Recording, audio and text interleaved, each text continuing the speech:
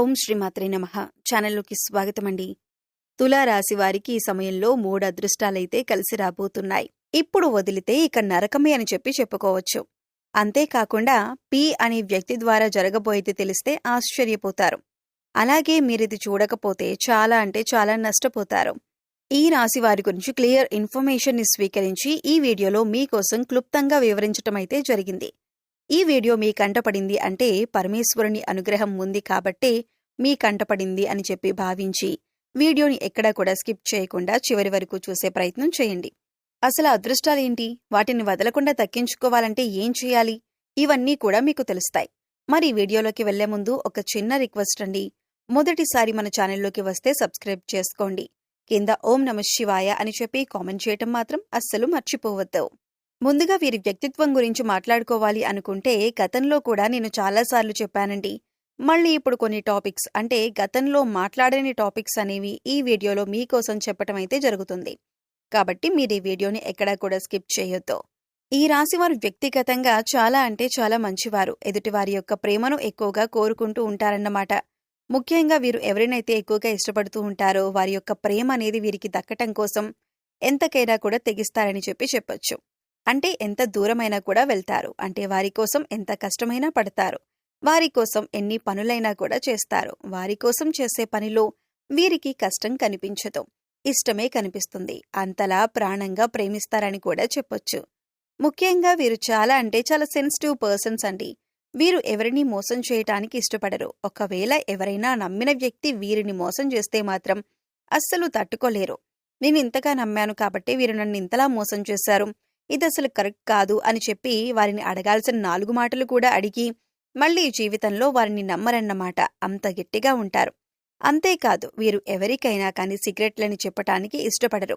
ఎందుకంటే గతంలో చాలా వరకు కూడా వీరి యొక్క పర్సనల్ విషయాలు ఎదుటివారికి చెప్పేవారు. కానీ మేము వీరికి చెప్తాం వారికి చెప్తాం అని ఎదుటివారు వీరిని బ్లాక్మెయిల్ చేస్తారేమో, మన గురించి ఏదైనా కానీ తప్పుడుగా ప్రచారం చేస్తారేమో అని భయపడుతూ ఉంటారు.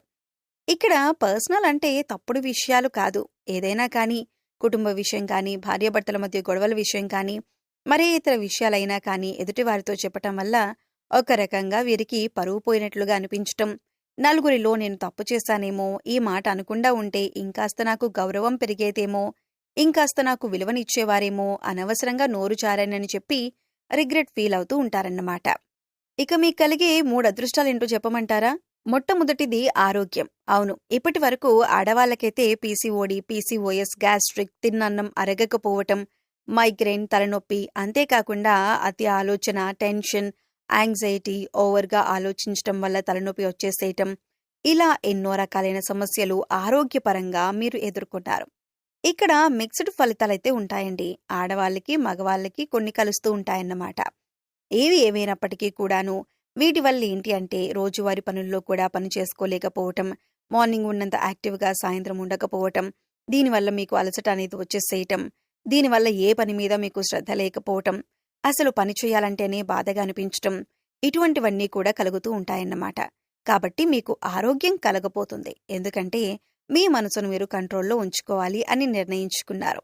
ఇది ఎప్పుడైతే స్టార్ట్ అవుతుందో అప్పటి నుంచి మీకు ఆరోగ్యం అనేది మంచిగా ఉండటం స్టార్ట్ అవుతుంది. దేనికి భయపడొద్దు, దేని గురించి ఆలోచించొద్దు, ప్రశాంతంగా ఉండండి. ఆరోగ్యమైతే మీకు అనుకూలించబోతుంది. ఇది ఫస్ట్ అదృష్టం. ఇక రెండవ అదృష్టం ఏంటి అంటే కనుక ఇప్పుడు ప్రెసెంట్ వీరికి గురుబలం కొంచెం తగ్గింది కాబట్టి కొంచెం చేస్తున్న పనుల్లో కొంచెం అప్ అండ్ డౌన్స్ అనేవి వస్తూ ఉంటాయి. కాకపోతే మీరేంటంటే మీ యొక్క గురుబలాన్ని పెంచుకోవటం కోసం ఏం చేస్తారంటే ప్రతి గురువారం రోజు బాబా దగ్గరికి వెళ్ళి, అంటే బాబాగారి యొక్క గుడికి వెళ్ళి బాబాగారిని నమస్కరించుకొని విభూదిని ప్రతిరోజు కూడా పనికి వెళ్లేటప్పుడు పెట్టుకోండి. అంతేకాకుండా ఎప్పుడైనా కానీ గురువుకి సంబంధించిన, అంటే తల్లి, తండ్రి, గురువు, దైవం, అలాగే మీకు చదువు చెప్పిన వాళ్ళు కానీ లేదంటే ఎవరైనా ఆపదలో ఉన్నవారికి, గురువుకి ఏదైనా కానీ కొంచెం సహాయం చేయండి. అలా సహాయం చేయటం వల్ల కూడా మీకు గురుబలం అనేది పెరుగుతుంది. ఇక్కడ మనకి గురువు అంటే దేవుడొక్కడే అని మాత్రం కాదు. గురువంటే మనకిక్కడ తల్లిదండ్రులు వస్తారు. వాళ్ళని కష్టపెట్టకుండా చూసుకోవటం, మనకి విద్య నేర్పిన వాళ్ళు, మనకి సలహాలు ఇచ్చేవాళ్ళు, ప్రతి ఒక్కళ్ళు కూడా గురువులతోనే సమానం. కాబట్టి వారు చెప్పిన సలహాని పాటించి ముందుకు వెళ్తూ ఉంటే ఖచ్చితంగా మీకు గురుబలం అనేది పెరుగుతుంది. గురుబలం వల్ల మీరు చేస్తున్న పనుల్లో మీకు అదృష్టం అనేది కలిసి వస్తుంది. పెట్టుబడిలో పెట్టిన వాళ్ళు ఉంటారండి. ₹1/2 పెట్టిన దగ్గర ₹2 కలిసొచ్చే అవకాశం ఉంటుంది. అంటే ₹10 పెడితే ₹100 వస్తే లాభమే కదా! ఇది నిజంగా అదృష్టం కాకపోతే ఇంకేంటి చెప్పండి? కష్టే ఫలి అని చెప్పి గుర్తుంచుకోండి. గురుబలాన్ని పెంచుకునే ప్రయత్నం చేయండి. అంతేకాకుండా బాబాగారి గుడిలో ప్రతి గురువారం కూడా ఏదైనా అన్నదానం చేస్తూ ఉండండి. అంటే కాస్త పులిహోర 1 కేజీ బియ్యం పెట్టి వండుకొని, ఆ పులిహోర కలుపుకొని అక్కడికి భక్తులు వస్తూ ఉంటారు కదా! వాళ్ళకి చిన్న చిన్న కప్పులతో ఇస్తూ ఉంటే కనుక ఆటోమేటిక్‌గా మీకు గురుబలం అనేది పెరుగుతుంది. ఇది రెండవ అదృష్టం. ఇక మూడవ అదృష్టం ఏంటి అంటే కనుక సంతానపరంగా గుడ్ న్యూస్‌నైతే వినబోతున్నారు. పిల్లలు చదువుకునే పిల్లలు అనుకోండి, వాళ్ళకి మంచి ర్యాంక్స్‌తో వాళ్ళు పాస్ అవ్వటం, లేదంటే కనుక ఆటోమేటిక్‌గా ఎగ్జామ్స్ రాసే పిల్లల్లో కొంచెం మంచి రిజల్ట్ అనేది ఎక్కువగా రావటం, పిల్లలు ఉద్యోగాల కోసం చూస్తూ ఉంటే వాళ్ళకైతే మంచి ఉద్యోగ అవకాశాలు వస్తూ ఉండటం, ఇలా ఒక్కొక్కటిగా పిల్లలకి సంబంధించి ఒక డెవలప్‌మెంట్ అనేది కనిపిస్తుందన్నమాట. ఇప్పుడు తల్లిదండ్రులు కష్టపడేది పిల్లల కోసమే కదండీ! కాబట్టి ఆ పిల్లల్లో వచ్చే ఆ డెవలప్‌మెంట్‌ను చూసి ఆటోమేటిక్‌గా మనసు సంతోషపడిపోతుందన్నమాట. మీరు ఆనందంగా ఫీల్ అయిపోతూ ఉంటారు. కాబట్టి ఇది ఖచ్చితంగా మీకొక గుడ్ న్యూస్ అన్నమాట. ఈ 3 అదృష్టాలైతే మీకొస్తాయి. కానీ వదిలితే మాత్రం నరకమే. ఎందుకు వదిలితే నరకం అంటే వచ్చే అదృష్టాలు ఎలా మిస్ అవుతాయంటే ఏమరపాటు వల్ల మిస్ అవుతాయి. మనం కష్టపడకపోతే మిస్ అవుతాయి.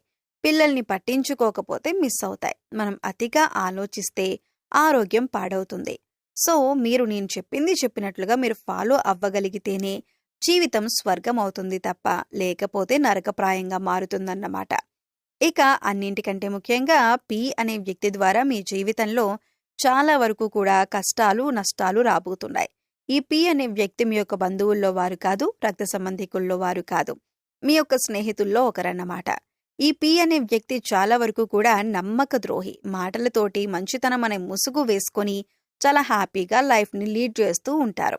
వారి జీవితం హ్యాపీగానే ఉంచుకుంటారు. కానీ పక్క వాళ్ళ జీవితం నాశనం చేయాలి అని చెప్పి చూస్తూ ఉంటారు. మీ యొక్క మంచి చెడు, ఎదుగుదల, ఒడిదుడుకులు అన్నీ కూడా తెలుసుకొని, మీ యొక్క వీక్‌నెస్‌ని తెలుసుకొని, మీ యొక్క మనసుతో ఆట ఆడుకొని, మిమ్మల్ని టార్చర్ చేయాలని చెప్పి చూస్తూ ఉంటున్నారన్నమాట. కాబట్టి ఈ యొక్క పి అనే అక్షరం ఉన్న వాళ్ళతో జాగ్రత్తగా ఉండండి. వారితో తక్కువగా స్నేహం చేయండి. వారికి పూర్తిగా అడిక్ట్ అవ్వద్దు. తక్కువగా మాట్లాడండి. తక్కువగా వారి గురించి ఆలోచించండి. ఒకవేళ ఈ ప్లేస్‌లో మీకు లవర్ అయినా కూడా ఉండొచ్చు. అలా లవర్ ఉన్నా కానీ, వారినైనా కానీ ఎంతవరకు ఉంచాలో అంతవరకే ఉంచండి. మీకంటే ఏది ముఖ్యం కాదు అనే విషయాన్ని గుర్తుంచుకోండి. మీరు ఏదైనా ఒకరోజు శివాలయంలో అభిషేకం చేయించండి. మంచి జరుగుతుంది. మీకున్న గ్రహదోషాలు, ఏలినాటి శని ప్రభావం ఇవన్నీ కూడా చాలా వరకు కూడా తగ్గిపోతాయి. రావి చెట్టు కింద దీపారాధన చేసే ప్రయత్నం చేయండి. కనీసం 2-3కి భోజనం పెట్టే ప్రయత్నం చేయండి.